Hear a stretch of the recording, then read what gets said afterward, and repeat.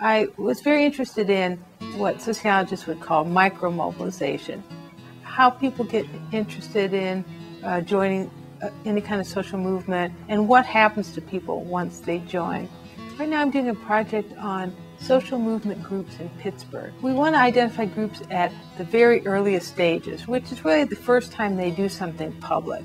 I work with a group of graduate and undergraduate students, and at the beginning of the project we spent a long time really getting to know the Pittsburgh area, just talking to leaders, talking to neighborhood, talking to groups that we would call social movement incubators, groups that try to get other groups going, talking to people who are activists. I studied an animal rights group that met in Oakland, and I would attend weekly meetings and observe their interaction. I would observe their dialogue, their dynamics. I took notes. Every once in a while I would step back and observe trends in this group, observe where the group said they were going and then where they actually ended up.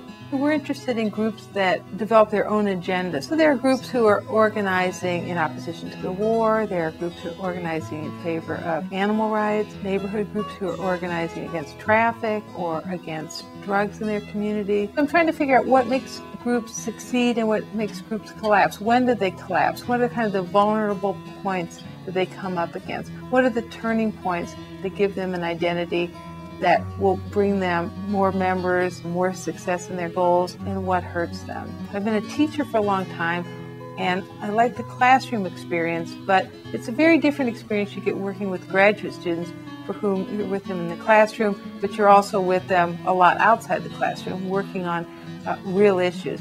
And I decided that that idea could be extended to undergraduate as well, that students would be more excited about what they learn in classes or what they learn in sociology if they could do some hands-on work. The opportunity is wonderful. It's opened a lot of doors. It proves to graduate schools and future employers that you have experience and that you know what you're doing. The opportunity has also provided another side of university studying. Rather than simply taking classes, it's more of a hands-on learning experience. I have student interns every semester who come on. They're trained to do this work, they're trained about what the project's about, and then they actually go to meetings. They have a template that they use to guide their observation. We meet every week, we talk about what everyone's seen, because part of ethnography isn't just going out and taking notes, it's redesigning the project always.